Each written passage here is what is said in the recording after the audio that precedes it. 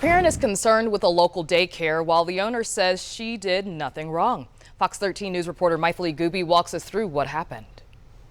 Haley has been taking her 19-month-old son to Talia's Tiny Tots daycare in South Jordan for about 4 months, until an incident on September 19th on Tuesday afternoon when Adrian's grandma went to pick him up and heard him screaming. The door that it was coming from was actually a storage closet where there was a small pack and play. There was no lights, no ventilation, nothing. The door was just shut, child locked, and my son was in there screaming with no one around.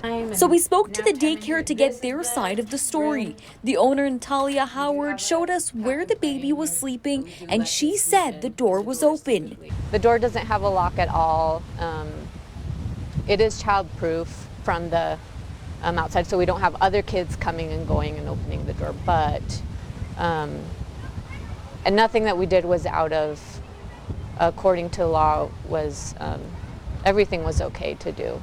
Natalia told us that the space had been inspected by the state and was deemed safe for kids' naps, as long as the door was open. We looked up the license and inspections for Talia's Tiny Tots by the Utah Department of Health and Human Services, and all inspections going back to 2020 say, quote, "This inspection has no substantiated complaint, allegations, or citations." The last inspection was on June 20th of this year. These children all have a very special place in my heart. I love watching them grow up and see their little different stages of life. Haley said she didn't know that area under the staircase was a place her son would nap.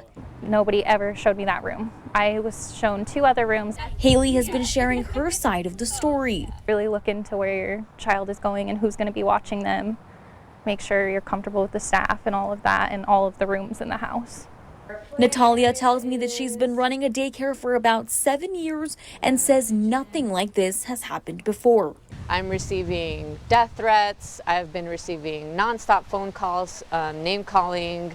I've had to contact the police because, again, I have a daycare and I'm concerned just that somebody will show up at my house.